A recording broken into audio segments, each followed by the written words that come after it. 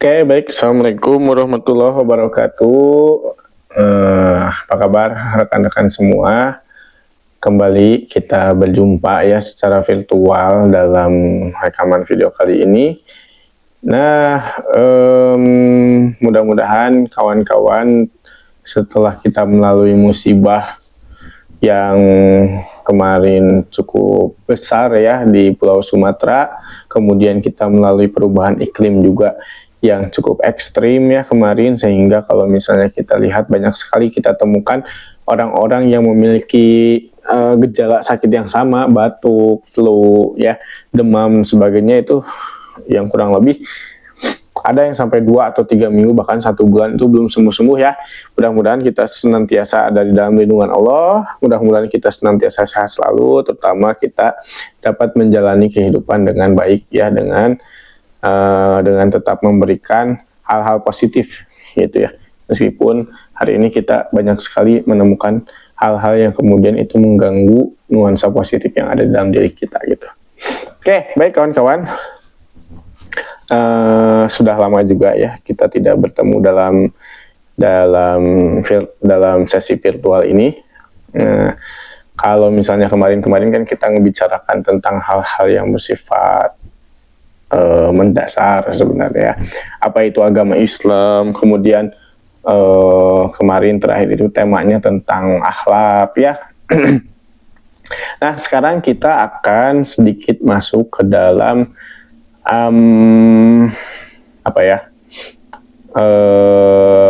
ke dalam topik yang memang agak lebih spesifik itu. Kita akan coba ngebahas tentang etos kerja. Nah, kalau misalnya berbicara tentang etos kerja, sebenarnya kita akan berbicara tentang sumber daya manusia ya. Yang mana sumber daya manusia ini kita akan lebih banyak berbicara terkait dengan struktur sosial. Ya, bagaimana struktur sosial ini memproduksi atau kemudian terus-terusan memproduksi sumber daya manusia yang kualitas kerjanya atau etos kerjanya di dalam struktur tersebut gitu ya. Ada beberapa contoh yang akan mudah kita lebih jabarkan, yang mudah untuk kita supaya kita bisa memahami ya.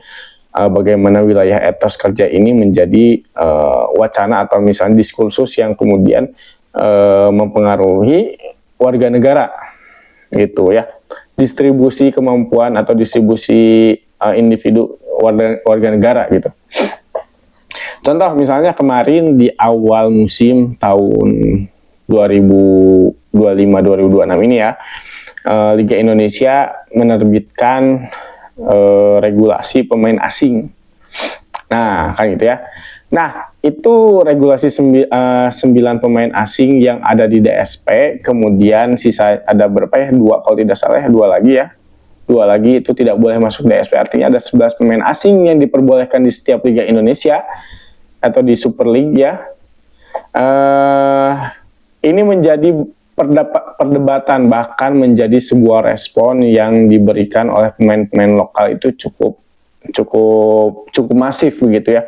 Seperti misalnya ada beberapa yang menolak gitu ya regulasi ini karena dianggap kemudian menutup ruang bagi anak bangsa untuk aktif dalam kasta tertinggi sepak bola di Indonesia. Gitu, dianggap mematikan. Tapi di sisi lain ada hal yang menarik justru sebagian pemain Indonesia itu mulai memahami bahwa era hari ini itu adalah era di mana pasar bebas, termasuk dalam konteks pengambilan sumber daya manusia ya dari berbagai negara itu sudah tidak ada batas lagi hari ini. Gitu, termasuk warga negara asing yang hendak aktif sebagai mencari pencaharian di Indonesia gitu ya. Nah, makanya sebagian pemain lokal kita itu ada yang mengatakan kayak gini. Contohnya seperti Beckham pemain Persib itu. Dia mengatakan kayak gini, silakan saja kalaupun regulasi memperbolehkan pemain asing kalau tidak salah banyak 24 ya sampai banyak pun nggak apa-apa. Karena apa? Karena saya akan fokus untuk meningkatkan diri ya, akan meningkatkan kualitas diri. supaya bisa bersaing dengan orang-orang asing gitu ya. Jadi ada dua perbedaan. Begitu juga dengan misalnya Rizky Ridho ya. Rizky Ridho itu sudah dia tidak memikirkan apa namanya, udah dia nggak mikirin lagi regulasi pemain asing gitu. Rizky Ridho tuh. Kenapa? Karena secara kualitas dia udah setara bahkan melebihi pemain asingnya itu sendiri. Gitu ya. Yang mana artinya memang ketika sebenarnya sumber daya manusia yang kemudian masuk ke wilayah pasar bebas ya bebas gitu ya, tidak ada sekat antar wilayah lagi, itu yang kemudian yang akan menjadi kunci keberhasilan dalam suatu bidang seseorang itu adalah etos kerjanya. Lihat kalau misalnya kita lihat Rizky Ridho dengan Beckham Putra ya, Beckham Putra meskipun dia apa namanya pemain muda gitu ya, tapi dia apa namanya dia tidak terlalu peduli dengan regulasi, tapi dia tetap memiliki tempat untuk bermain di Persib gitu. Bahkan Bojan Hodak itu masih mempercayakan Beckham ya itu. Kemudian Rizky Ridho kita lihat, bahkan Rizky Ridho itu kalau misalnya kita lihat di media sosial kan dianjurkan untuk abroad ya, ke luar negeri, ayo pergi ke luar negeri. Mulai karir di luar negeri. Kenapa? Karena dia anggap sudah memiliki apa namanya kemampuan atau etos kerja ya yang setara bahkan melebihi mayoritas pemain asing yang ada di Indonesia gitu ya. Artinya di sini kita bisa melihat bahwa etos kerja itu adalah sesuatu yang mempengaruhi bagaimana apa namanya kebutuhan pasar kemudian akhirnya dibentuk ya. Gitu. Jadi kalau misalnya pasarnya membutuhkan pemain-pemain yang berkualitas, artinya apa? Artinya harus diisi dengan pemain-pemain yang berkualitas yang ada di Liga Indonesia itu. Nah, akhirnya kan itu yang tujuan dari regulasi memperbolehkan banyak pemain asing itu ya. Nah, sehingga memang yang menjadi poin utamanya itu adalah dalam konteks struktur sosial di dalam sepak bola Indonesia ini adalah itu harus memicu pemain lokal untuk melakukan semacam peningkatan kualitas diri, nah gitu ya, kualitas permainan, kualitas skill, kualitas kemampuan kemampuan dasar udah harus tidak perlu lagi dipikirkan ya, harus membangun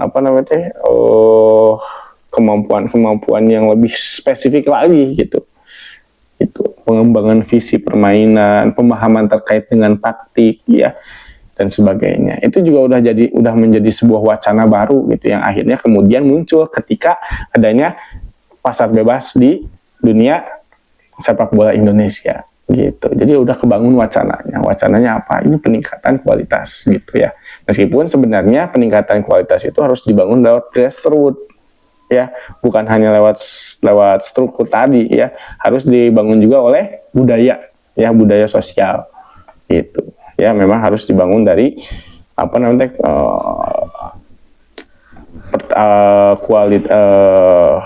kompetisi dari kelompok umur ya dan sebagainya, itu perlu gitu. Nah, itu berbicara tentang sepak bola. Kita kembali kepada obrolan terkait dengan etos kerjanya gitu. Nah, etos kerja ini kawan-kawan sebenarnya menjadi problematika yang memang tidak selesai juga tuh ya. Memang itu kalau misalnya dari perspektif bagaimana individunya, itu tadi yang saya sampaikan tadi ya. Nah, adapun nanti misalnya kita melihat bagaimana etos kerja itu kemudian dihargai gitu. Nah, permasalahan yang kedua inilah yang kemudian ini juga menjadi masalah yang serius gitu. Bukan hanya kita sebagai seorang individu yang harus meningkatkan etos kerja, tapi ada lembaga-lembaga atau institusi yang perlu juga mereka melihat bahwa etos kerja individu itu harus dihargai gitu. Contohnya apa? Contohnya adalah kita lihat realita yang hadir ketika kita menganalisis dalam pendidikan, di bidang pendidikan. Kan kita lihat banyak sekali nih sekolah-sekolah elit, terutama yang berbasis Islam ya, gitu ya, Itu sekolah-sekolahnya menarif tuh bayarannya untuk daftarnya saja sampai 30 jutaan gitu ya. Belum belum biaya bulanan yang cukup mahal. Tapi kalau misalnya kita melihat dari gaji gurunya itu masih dianggap di bawah layak gitu ya. Padahal dalam status sekolahnya itu adalah sekolah Islam gitu. Jadi ini sekolah Islamis atau kapitalis gitu kan. Itu jadi akhirnya atau bahkan kapitalis yang dibungkus oleh Islam gitu kan. Nah, ini yang kemudian menjadi permasalahan lain gitu. Kenapa itu saya katakan? Karena itu menjadi realita kita hari ini. Ya, gurunya kehidupannya kurang layak, tapi misalnya pemilik sekolah atau ketua yayasan dari sekolah itu punya rumah di mana-mana gitu ya, punya mobilnya ganti-ganti, kan itu menunjukkan ada ketimpangan ya gitu dalam memperlakukan guru gitu. Karena saya yakin lah ya, kalau sekolah-sekolah yang elit itu pasti mematok kualifikasi tertentu, minimal harus punya bahasa Inggris yang bisa diaplikasikan dalam mengajar anak-anak gitu kan. Itu pasti kualifikasinya berbeda tuh dengan sekolah-sekolah yang biasanya itu menerima siswanya kelas menengah ke bawah. Itu pasti berbeda. Nah, tapi di sisi lain itu penghargaan terhadap guru-gurunya minim sekali gitu. Nah, kan ini menjadi sebuah problematika yang mana sebenarnya bukan hanya terjadi di sekolah saja. Tidak hanya terjadi di ruang lingkup pendidikan saja, tapi ternyata di perusahaan-perusahaan atau di bidang yang lain juga itu bisa jadi terjadi gitu ya. Nah, makanya kita perlu memiliki paradigma untuk membaca dua realita ini ya. Bagaimana kita memandang pasar bebas itu masuk ke wilayah kita ya, yang mana artinya sekat-sekat kewilayahan itu telah mulai terhapus gitu ya, dari berbagai wilayah, kota atau desa misalnya, sekarang udah antar negara gitu kan. Artinya ini udah nggak ada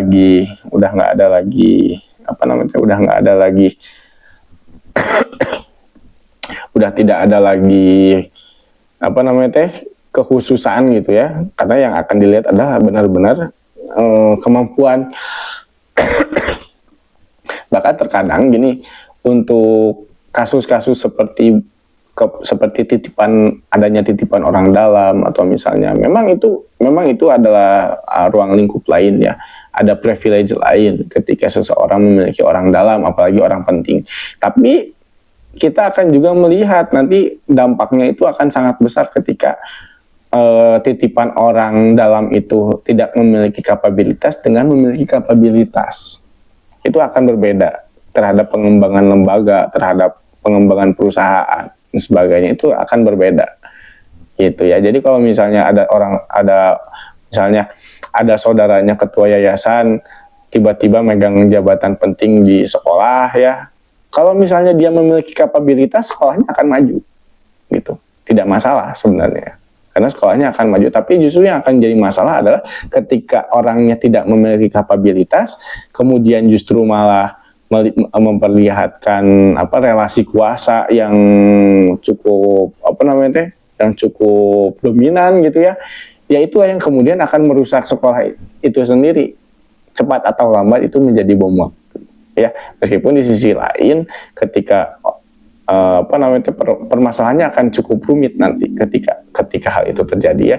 Tapi kita tidak akan masuk ke wilayah sana ya, tapi kita akan coba lebih melihat hal-hal yang lebih general gitu.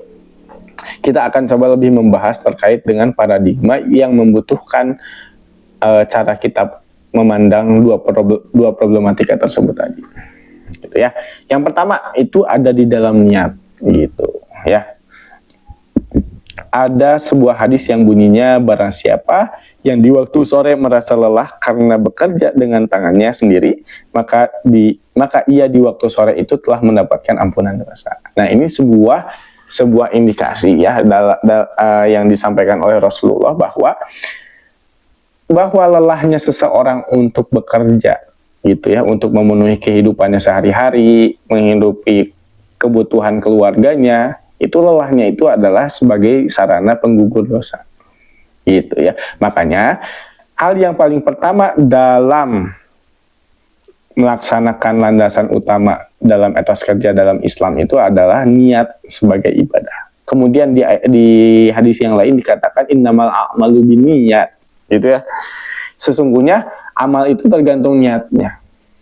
Kalau misalnya innamal a'malu binniyat fa innamal likulli imri'in ma nawa faman kanat hijratuhu ila dunya yusibuha au ila imra'atin yankihuha fa hijratuhu ila ma hajaru ilaihi. Oh, mohon maaf ada yang kelewatnya. Faman kanat hijratuhu ilallahi wa rasulihi fa hijratuhu ilallahi wa rasulihi. Itu dulu ya.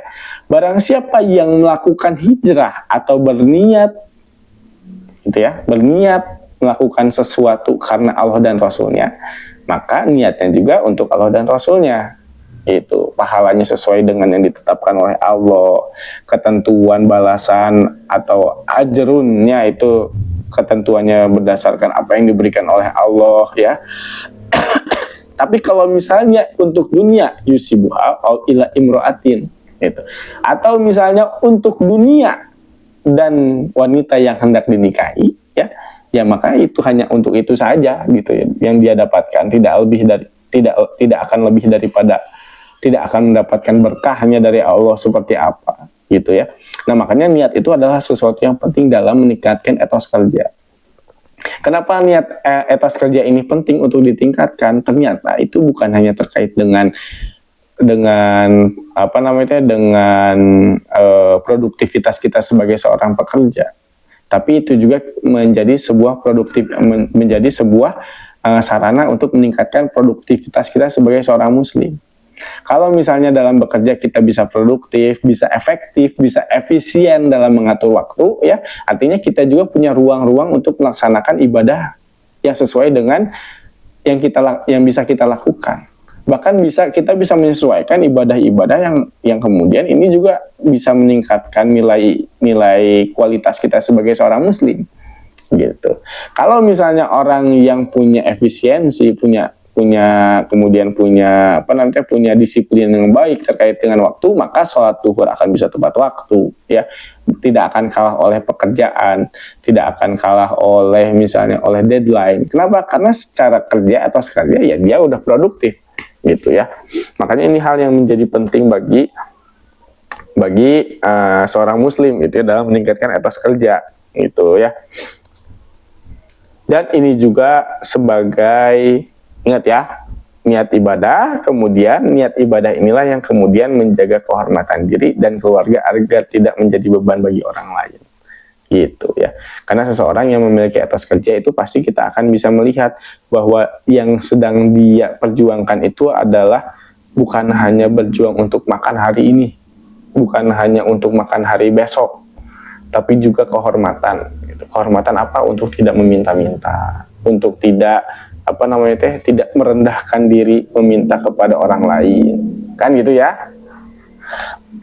Artinya ada jiwa, ada giroh gitu untuk menjalani kehidupan. Itu makanya perlu untuk niat dalam meningkatkan etos kerja. Yang kedua, ada profesionalisme. Gitu. Apa profesionalisme ini? Gitu, yaitu tekun, teliti dan sempurna. Itu prinsip ihsan. Ini menjadi hal yang paling prinsip ketika berbicara terkait dengan profesionalisme. Kenapa? Karena melakukan segala sesuatu dengan sebaik-baik mungkin seolah-olah sedang diawasi oleh Allah. Gitu ya. Jadi kita tidak akan bisa melakukan korupsi waktu, misalnya kalau seorang guru. Ya, kita tidak akan mengeksploitasi waktu istirahat guru kalau misalnya kita memahami bahwa profesionalisme itu memang pure ada. Gitu. Jadi akan memberikan sesuai dengan tupoksinya. Jangan mentang-mentang udah digaji sama yayasan, jadi misalnya kamu harus mau ngelakuin apa aja di luar job description. Nah, itu juga bahaya tuh. Kenapa? Karena di sisi lain ya, dalam pandangan Islam itu harus keringat itu harus dibayar sesuai dengan bayaran seseorang itu harus dibayar sesuai dengan keringat yang dikeluarkan. Itu. Jadi jangan sampai keringatnya bercucurannya seharian ya, tapi dibayarnya cuman sesuai kontrak, yang mana sesuai kontraknya itu juga tidak sesuai dengan job description-nya. Nah, itu tidak diperkenankan gitu ya. Itu. Kemudian ada kejujuran dan amanah. Ini sudah pasti menjadi hal yang paling fundamental dalam ajaran agama Islam, terutama dalam meningkatkan ini ya, dalam meningkatkan apa namanya etos kerja ya. Kemudian keadilan dan kerjasama itu juga penting. Ini juga bagian yang penting ya, keadilan. Keadilan itu datangnya dari mana? Dari yang memimpin. Jadi harus adil. Jadi kadang-kadang gini, ada beberapa hal yang kemudian menjadi problematika juga nih. Kayak misalnya akhir semester itu ada pemberian dari dari orang tua kepada murid ya, atau di akhir tahun. Itu kan selalu menjadi problematika yang pelik ya. Padahal itu sifatnya masih debatable gitu ya. Kenapa? Karena yang seharusnya memberi justru bukan orang tua sih sebenarnya ya. Kalau misalnya sudah cukup diberikan oleh pemerintah atau oleh yayasan ya, dari yayasan sekolah tersebut, itu pasti sudah tidak akan jadi debatable gitu ya. Nggak akan jadi nggak akan jadi sesuatu yang dipertanyakan oleh guru kemudian, meskipun sebenarnya dalam akan kemudian muncul pendapat-pendapat yang kemudian itu akan mencoba untuk mengkanter gitu ya. Kenapa? Karena banyak nih ya, saya juga punya teman-teman yang kemudian aktif di beberapa sekolah elit ya, itu selalu seolah-olah kata ikhlas itu adalah suatu senjata yang digunakan oleh yayasan untuk guru untuk berkhidmat berlebih. Itu padahal di sisi lain si ketua yayasannya itu mobilnya banyak ya gitu, kemudian rumahnya di mana-mana, kan itu sesuatu yang kemudian menjadi jomplang ya gitu. Nah, begitu kawan-kawan. Nah, untuk memberikan gambaran umum ya terkait dengan etos kerja ini, sebenarnya kita bisa melihat kisah dari Imam Nawawi sebenarnya. Imam Nawawi itu kawan-kawan kalau misalnya mengetahui ya, dia itu adalah salah seorang ulama mazhab Syafi'i yang menjadi sebuah pintu untuk memahami mazhab Syafi'inya itu sendiri. Jadi kalau tidak melalui Imam Nawawi pasti lewat Imam Ar-Rafi'i. Nah, dalam riwayat kehidupannya itu Imam Nawawi wafat di usia 41 tahun kalau tidak salah. Nah, tapi karyanya lebih daripada itu. Gitu. Jadi kalau misalnya Imam Nawawi mengerjakan satu karyanya itu sekitar satu karya selama 1 tahun, berarti itu harus dikerjakan sejak Imam Nawawi baru lahir, gitu ya. Artinya apa di sini? Artinya sebenarnya etos kerja Imam Nawawi itu begitu besar, ada passionate gitu, sebagai seorang passionate ya. Kalau di Naruto mah ada Orochimaru yang passionate gitu ya, yang memiliki kecintaan terhadap apa yang dia tekuni. Itu sehingga etos kerjanya begitu tinggi. Itu kenapa? Karena ada kecintaan di dalamnya. Itu suka menulis, mencintai ilmu, mencintai pengetahuan. Nah, ini bisa menjadi sebuah teladan bagi kita, gitu ya. Belum nanti kisah-kisah para sahabat yang lain, gitu ya. Yang misalnya Khalid bin Walid yang diberhentikan ketika menjadi oleh khalifah sebagai panglima perang, tapi kemudian dia tetap berperang sebagai pasukan biasa. Ya, itu kan menunjukkan bahwa ya passion saya ada di sini, meskipun tidak ada jabatan ya saya hanya akan mengerjakan ini, gitu ya. Dan dampak yang dihasilkan dari apa yang dia lakukan itu adalah bermanfaat untuk orang lain, bermanfaat untuk dakwah Islam gitu ya. Gitu. Makanya ada satu ungkapan dari Buya Hamka misalnya ya, dia mengatakan kalau misalnya hidup sekedar hidup, monyet di hutan juga hidup. Gitu. Kemudian kalau bekerja hanya sekedar bekerja, kerbau di sawah juga bekerja. Gitu. Nah, artinya apa? Apa yang membedakan manusia dengan monyet misalnya? Jika kalau misalnya manusia hanya merasa hidup itu hanya sekedar hidup, Atau manusia bekerja hanya sekedar bekerja, apa bedanya dengan kerbau? Nah, makanya ini yang kemudian menjadi hal yang paling penting bagi kita adalah bahwa seorang muslim itu ketika meningkatkan etos kerja dengan passion yang dia miliki, itu perlu bisa memberikan dampak positif terhadap lingkungannya. Kawan-kawan yang bekerja di bank misalnya silahkan, ada yang menjadi presenter dan sebagainya, silahkan. Cuma nanti kebermanfaatan apa yang kira-kira kawan-kawan ingin tinggalkan gitu. Ya, itu yang menjadi paling penting bagi kita. Oke, demikian yang dapat saya sampaikan. Mudah-mudahan ini menjadi pemantik untuk diskusi kita ya. Silahkan nanti kita diskusi di kolom komentar gitu ya. Jangan lupa like and subscribe. Demikian yang dapat saya sampaikan. Subhanakallahumma wa bihamdika, asyhadu alla ilaha illa anta, astaghfiruka wa atubu ilaik. Wassalamualaikum warahmatullahi wabarakatuh.